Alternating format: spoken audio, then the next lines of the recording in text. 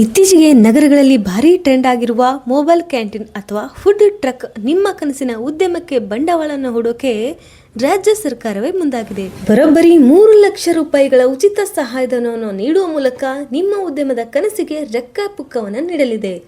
ಆದರೆ ಈ ಸುವರ್ಣಾವಕಾಶ ನಿರ್ದಿಷ್ಟ ಸಮುದಾಯಗಳಿಗೆ ಮಾತ್ರ ಇದೆಯಾ ಅಥವಾ ಎಲ್ರಿಗೂ ಸೇರುತ್ತಾ? ಏನಿದು ಯೋಜನೆ, ಯಾರೆಲ್ಲ ಅರ್ಹರು ಅಂತ ಸಂಪೂರ್ಣವಾಗಿ ಈ ಒಂದು ವಿಡಿಯೋದಲ್ಲಿ ನೋಡೋಣ. ವಿಡಿಯೋನ ಮಿಸ್ ಮಾಡದೆ ಕೊನೆ ತನಕ ನೋಡಿ. ನಮಸ್ತೆ Karnataka, welcome to all updates Kannada channel. ಈ ಫುಡ್ ಟ್ರಕ್ ಯೋಜನೆಯ ಪ್ರಮುಖ ಆಕರ್ಷಕ ವಿಷಯ ಅಂತ ಅಂದರೆ ಎಲೆಕ್ಟ್ರಿಕ್ ಗೂಡ್ಸ್ ವಾಹನ. ಹೌದು, ನೀವು ಫುಡ್ ಟ್ರಕ್ ಮಾಡಲು ಖರೀದಿಸುವ 4 ಚಕ್ರದ ವಾಹನವು ಎಲೆಕ್ಟ್ರಿಕ್ ಆಗಿರುತ್ತೆ. ಈ ಯೋಜನೆಯ ಲಾಭ ಇಂದಿನ ಪೆಟ್ರೋಲ್ ಡೀಸೆಲ್ ಬೆಲೆ ಗಗನಕ್ಕಂತೂ ಏರ್ತಾ ಇದೆ. ಇವಿ ವಾಹನ ಇದ್ರೆ ನಿಮ್ಮ ದಿನನಿತ್ಯದ ಇಂಧನ ಖರ್ಚು ಸಂಪೂರ್ಣವಾಗಿ ಉಳಿಯುತ್ತೆ. ಇದು ನಿಮ್ಮ ಲಾಭವನ್ನು ದುಪ್ಪಟ್ಟು ಮಾಡಬಹುದು. ಈ ಯೋಜನೆಯಡಿ ಹಣಕಾಸಿನ ನೆರವು ಹೇಗಾಗುತ್ತೆ ಅಂತ ಅಂದರೆ ಉಚಿತ ಸಬ್ಸಿಡಿ. ನೀವು ಖರೀದಿಸುವ ಎಲೆಕ್ಟ್ರಿಕ್ ವಾಹನ ಬೆಲೆಯಲ್ಲಿ ನಿಗಮದಿಂದ ನೇರವಾಗಿ 3 ಲಕ್ಷ ರೂಪಾಯಿಗಳ ಸಹಾಯಧನ ಸಿಗುತ್ತೆ. ಇದನ್ನು ನೀವು ಹಿಂತಿರುಗಿಸುವ ಅವಶ್ಯಕತೆ ಕೂಡ ಇರೋದಿಲ್ಲ. ಬ್ಯಾಂಕ್ ಸಾಲ ಕೂಡ ಇರುತ್ತೆ. ವಾಹನದ ಬೆಲೆ 3 ಲಕ್ಷಕ್ಕಿಂತ ಹೆಚ್ಚಿದ್ರೆ ಉಳಿದ ಮೊತ್ತಕ್ಕೆ ಬ್ಯಾಂಕ್ಗಳ ಮೂಲಕ ನೀವು ಸಾಲದ ಸೌಲಭ್ಯವನ್ನು ಕೂಡ ಪಡೆದುಕೊಳ್ಳಬಹುದು. ಈ ಯೋಜನೆಗಳ ಪ್ರಮುಖ ಷರತ್ತು ಅಂತ ಅಂದರೆ ಅರ್ಜಿದಾರರ ವಯಸ್ಸು 21ರಿಂದ 45 ಆಗಿರಬೇಕಾಗುತ್ತೆ. ಕುಟುಂಬದ ವಾರ್ಷಿಕ ಆದಾಯ 3 ಲಕ್ಷವನ್ನು ಮೀರಿರಬಾರ್ದು. ಕಡ್ಡಾಯವಾಗಿ ಕರ್ನಾಟಕದ ನಿವಾಸಿ ಆಗಿರಬೇಕು.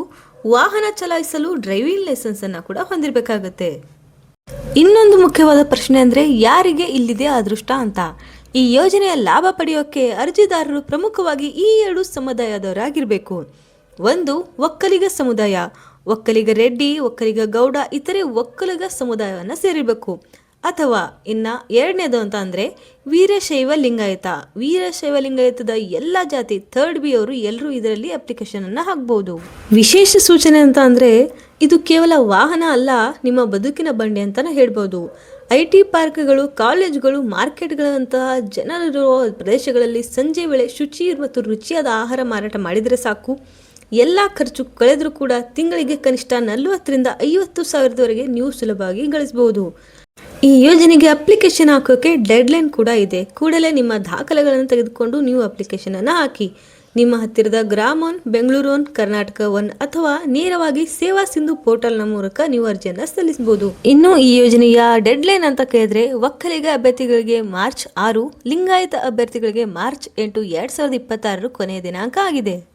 ನೀವು ಇಂತಹ ಒಂದು ಒಳ್ಳೆ ಮಾಹಿತಿಯನ್ನು ನಿಮ್ಮ ಸ್ನೇಹಿತರೊಂದಿಗೆ ಹಂಚಿಕೊಳ್ಳಿ. ನಮ್ಮ ಆಲ್ ಅಪ್ಡೇಟ್ಸ್ ಕನ್ನಡ ಚಾನಲ್ದ ಸಂಪರ್ಕದಲ್ಲಿರಿ. ನಮಸ್ತೆ.